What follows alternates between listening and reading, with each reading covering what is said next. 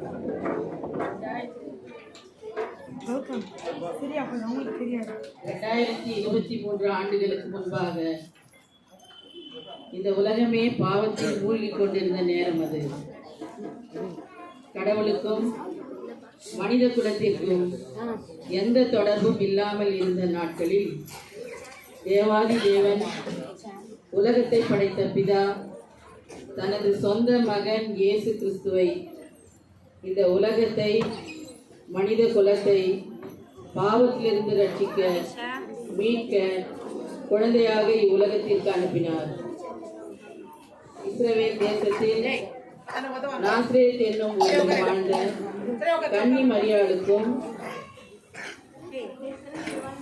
யோசேப்புவிற்கும் திருமணம் நடக்க இருந்தது. ஒரு நாள் கேப்ரியேல் தூதன் கன்னி மரியாளிடத்தில் வந்து,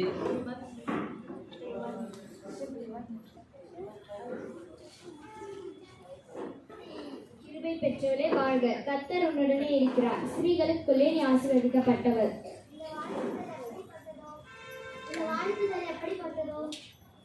மரியாளே, பயப்படாதே, நீ தேவனிடத்தில் கிருபை பெற்றாய். இதோ நீ கர்ப்பவதியாகி ஒரு குமாரனை பெறுவார். அவருக்கு இயேசு என்று பெயரிடுவாயாக. அவர் பெரியவராய் இருப்பார், உன்னதமானவருடைய குமாரன் எனப்படுவார். இது எப்படியாகும்? நான் புருஷனை அறியேனே.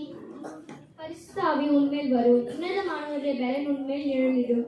ஆதலால் உன்னிடத்தில் பரிசுத்தம் உள்ளது, தேவனுடைய குமாரன் எனப்படும். கர்த்தராகிய தேவன் அவருடைய பிதாவாகிய தாவீதின் சிங்காசனத்தை அவர் கொடுப்பார். அவர் யாக்கோபின் குடும்பத்தாரை என்றென்றைக்கும் அரசாளுவார். அவருடைய ராஜ்யத்திற்கு முடிவிராது.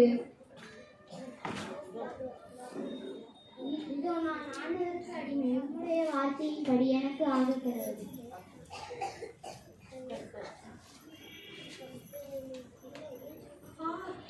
கர்த்தரை துதிக்கின்றதே என்ற நாவி அவரில் கழிக்கின்றதே. இதோ நேர்த்தியாய் பாடுவேன் நீதம் கழிந்தே, எந்த பார்த்திபனோடு பதம் தினம் பணியே. அடிமையின் தாழ்மையை பார்த்தாரே, என்னை அனைவரும் பாக்கியம் என்பாரே. முடிவில மகிமை செய்தாரே, பரிசுத்தர் என்பாரே. இதோ ஆத்தும கர்த்தரை துதிக்கின்றதே, இந்த நாவியும் அவரில் கழிக்கின்றதே.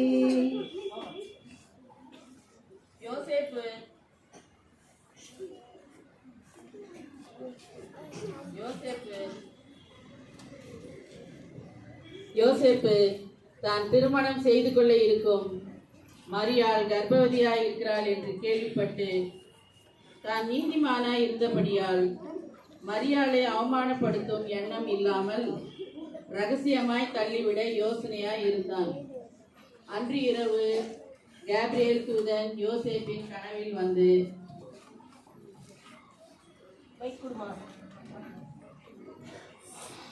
தாவீதின் குமாரனாகிய யோசேப்பே, உன் மனைவியாகிய மரியாளை சேர்த்துக் கொள்ள ஐயப்படாதே. அவளிடத்தில் உற்பத்தியா இருக்கிறது, பரிசுத்த ஆவியால் உண்டானது. அவள் ஒரு குமாரனை பெறுவாள், அவருக்கு இயேசு என்று பெயரிடுவாயாக. ஏனெனில் அவர் தம் ஜனங்களை பாவத்தை நீக்கி அவர்களை ரட்சிப்பார்.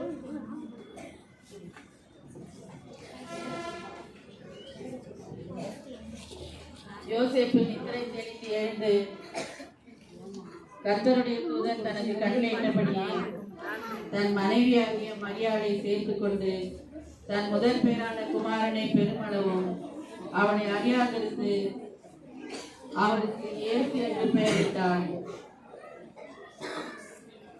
அகஸ்துராயுவின் கட்டளை.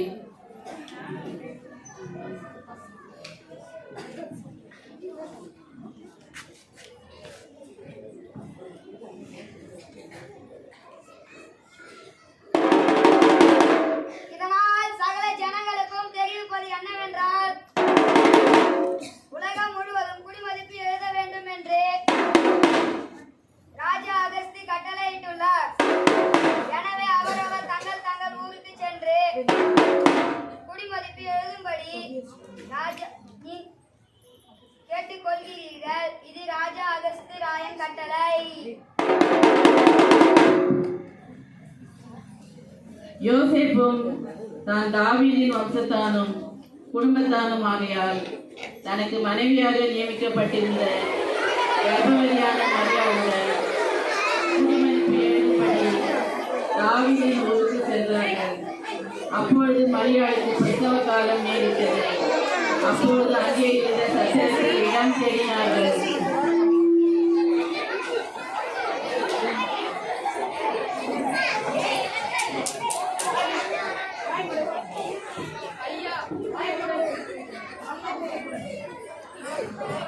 ஐயா, ஐயா, என் மனைவி நிறை மாத கர்ப்பிணி ஐயா. சத்திரத்தில் சிறிது இடம் தாருங்கள் ஐயா. இல்லை இல்லை, சத்திரம் நிறைய மக்கள் உள்ளனர். ஐயா, அப்படி சொல்லாதீர்கள் ஐயா. என் மனைவி நிறை மாத கர்ப்பிணி ஐயா. பிரசவ காலம் நெருங்கிவிட்டது ஐயா. இன்று இரவு மட்டும் தங்கிக் கொள்ள இடம் தாருங்கள் ஐயா.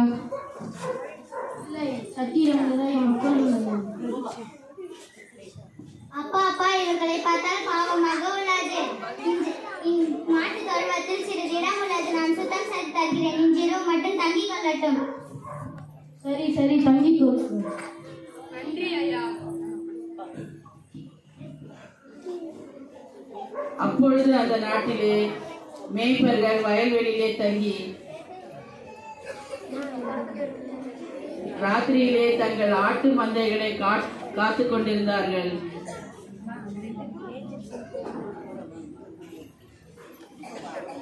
அப்பொழுது கர்த்தருடைய தூதன் அவர்கள் நடுவில் தோன்றி,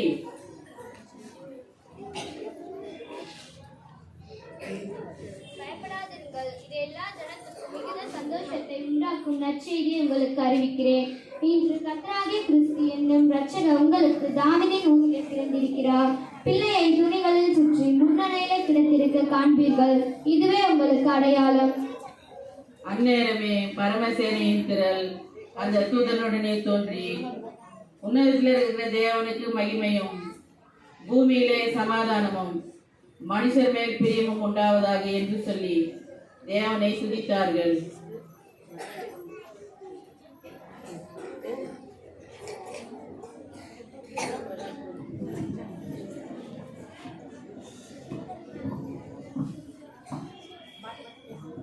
என்ன பிரகாசமான வெளிச்சம்! என்ன பிரகாசமான வெளிச்சம்! என் கண்களே கூசி போய்விட்டதே. இது போன்ற வெளிச்சத்தை நான் பார்த்ததே இல்லையே. வாருங்கள், நாம் அந்த குழந்தையை பார்த்துட்டு வரலாம். அந்த குழந்தைக்கு நான் பால் எடுத்துக் கொள்கிறேன். அந்த குழந்தைக்கு குளிரும், நான் கம்பல் எடுத்துக் கொள்கிறேன். வாங்கள், எல்லோரும் போய் அந்த குழந்தையை பார்த்துட்டு வரலாம். பெத்லகேமிலே இயேசு பிறந்த பொழுது கிழக்கிலிருந்து சாஸ்திரிகள் அக்குழந்தையை குறித்து விசாரிக்க எருசலேமின் அரசன் ஏரோது ராஜாவின் அரண்மனைக்கு வருகிறார்கள்.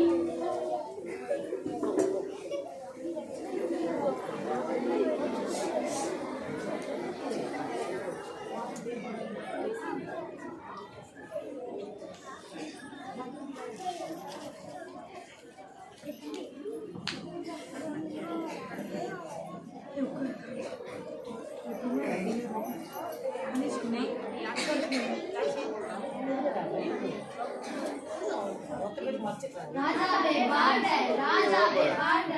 உத்தரித்து ராஜாவை பிறந்தவர் எங்கே? கிழக்கிலே அவருடைய நட்சத்திரத்தை கண்டு பணிந்து கொள்ள வந்தோம். அப்படியா? இயேசு கிறிஸ்துவானவர் பிறந்தார் என்று எழுதியிருக்கப்பட்டிருக்கிறதா? யார் எங்கே? வேதபாரகரை அழைத்து வாருங்கள் இங்கே. வணக்கம் அண்ணா, என்னை அழைத்தீர்களா? ஆமாம், இயேசு கிறிஸ்துவானவர் பிறப்பார் என்று எழுதியிருக்கப்பட்டிருக்கிறாமே, பார்த்து கூறுங்கள் எனக்கு. ஆமாண்ணா, யூதேயா தேசத்தில் உள்ள பெத்லகேமிலே பிறப்பார் என்று எழுதியிருக்கிறது மன்னா. அப்படியா? நீங்கள் குழந்தையை பற்றி திட்டமாய் விசாரியுங்கள். நீங்கள் அதை கண்ட பின்பு நானும் வந்து அதை பணிந்து கொள்ளும்படி அறிவியுங்கள் எனக்கு. நல்லது, போய் வாரு. கிழக்கில் வழிநடத்திய நட்சத்திரத்தை தொடர்ந்து சென்ற சாஸ்திரிகள் இயேசு பாலகனை கண்டு தங்கள் காணிக்கைகளை செலுத்தி பணிந்து கொண்டனர்.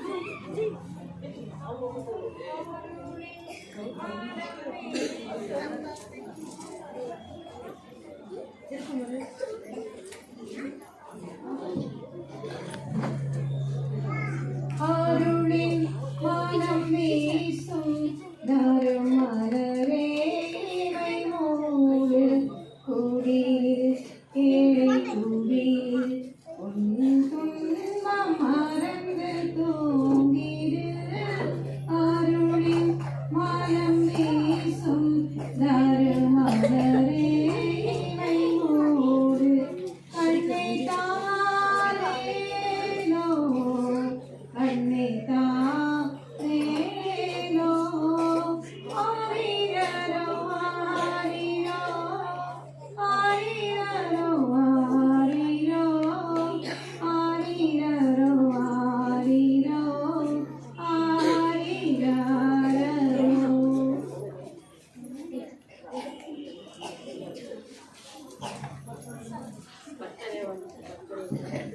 பக்தரே வாரும் ஆசையாவலோடும்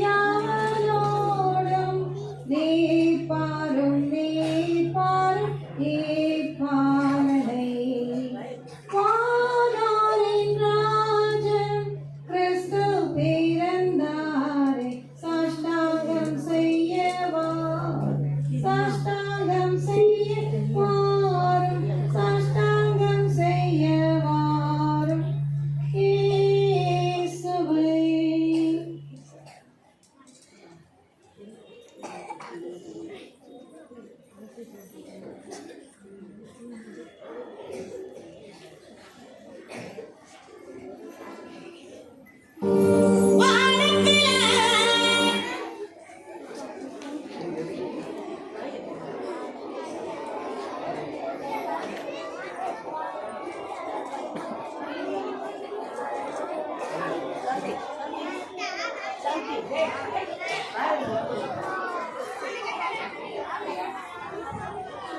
ஏய்